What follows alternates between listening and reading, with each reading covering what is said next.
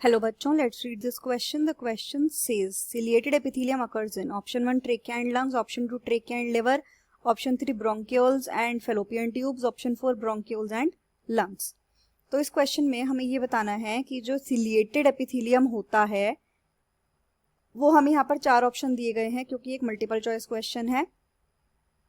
तो वो हमें इन चारों ऑप्शंस में से बताना है कि सिलिएटेड एपिथेलियम किस में हमें मिलता है, कहाँ पर हमें ये मिलता है। तो जो की कॉन्सेप्ट है जो हम यहाँ पर यूज करेंगे वो है, हम जानेंगे सिलिएटेड एपिथेलियम के बारे में और उसके लोकेशन के बारे में। Ciliated epithelium and its location. तो जब हम एपिथेलियल टिश्यू की बात करते हैं तो एपिथेलियल टिश्यू हमारा जो होता है, एपिथेलियल टिश्यू या फिर एपिथेलियम, ये मेनली हमारा दो टाइप का होता है, सिंपल और कंपाउंड। राइट, सिंपल और कंपाउंड। तो ये जो हमारा सिलिएटेड हमसे पूछा गया है, यानी कि सिलिएटेड एपिथेलियम के बारे में, ये हमें किस में मिलता है? ये हमें मिलता है सिंपल एपिथेलियल टिश्यू में। जो सिलिएटेड एपिथेलियम है ये सिंपल एपिथेलियल टिश्यू का टाइप होता है। तो जो हमारा इसमें क्लासिफिकेशन मिलती है वो मेनली हमारी 3 मिलती है। किस तरीके से? ए हमारी हो गई स्क्वैमस, बी हमारे हो गए क्यूबॉइडल, सी हमारी हो गई कॉलमनार। सी हमारी क्या हो गई? कॉलमनार।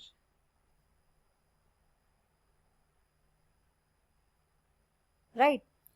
अब हम इसमें देख सकते हैं हमें सिलिएटेड एपिथेलियम कहीं नहीं दिख रहा है। तो अब हम सिलिएटेड एपिथेलियम के बारे में जानते हैं। तो जब भी क्यूबॉइडल एपिथेलियल टिश्यू या कॉलमनार एपिथेलियल टिश्यू ये अपने फ्री सरफेस पे सीलिया बियर करते हैं, यानी कि इनके फ्री सरफेस पर सीलिया आ जाता है, तो वो बन जाता है सिलिएटेड एपिथेलियम। सिलिएटेड एपिथेलियम, इसकी हमें लोकेशन मिलती है कहां पर? ब्रोंकियोल्स में और फैलोपियन ट्यूब्स में। क्यों होता है ऐसा? ये हमें वहां पर क्यों मिल रहा है? क्योंकि इसका काम होता है मूवमेंट कराना, और ब्रोंकियोल्स में और फैलोपियन ट्यूब में ये फंक्शन इंपॉर्टेंट है, नीडेड है। तो ब्रोंकियोल्स और फैलोपियन ट्यूब्स में मूवमेंट का काम जहां पर जरूरी है वहां पर हमें सिलिएटेड एपिथेलियम मिल रहा है। राइट। तो ब्रोंकियोल्स और फैलोपियन ट्यूब्स में हमें ये मिलता है। अब हम स्क्वैमस एपिथेलियम की बात करते हैं। तो जो स्क्वैमस एपिथेलियम होता है हमारा, स्क्वैमस एपिथेलियम हमें कहां पर मिलता है? ये हमें मिलता है ब्लड वेसल्स की इनर लाइनिंग में या फिर एयर सैक्स में, यानी कि एल्वियोलाई जो लंग्स हैं हमें वहां पर मिलता है। क्यूबॉइडल एपिथेलियम हमें कहां पर मिलता है? ग्लैंड्स में मिलता है। ग्लैंड्स में मिलेगा। इसके अलावा कहां पर मिलेगा? नेफ्रॉन्स में। नेफ्रॉन्स का जो ट्यूब्यूलर पार्ट है, तो नेफ्रॉन्स ट्यूब्यूलर पार्ट में हमें ये मिलेगा क्यूबॉइडल एपिथेलियम। जो कॉलमनार एपिथेलियम है ये हमें कहां मिलता है? लाइनिंग में मिलता है। किसकी? स्टमक की और इंटेस्टाइन्स की लाइनिंग में हमें मिलता है। Lining of stomach and intestines. तो हमें क्वेश्चन में पूछा था सिलिएटेड एपिथेलियम के बारे में, तो वो हमें कहाँ मिल रहा है? ट्रेकिया और लंग्स में नहीं, क्योंकि ट्रेकिया में हमारा कौन सा एपिथेलियम आता है? कंपाउंड में मिलता है। कंपाउंड की जो क्लासिफिकेशन है, कंपाउंड में हमें क्या फर्दर मिलेगा? कंपाउंड एपिथेलियम में हमें ट्रेकिया और लंग्स की लोकेशन मिलती है।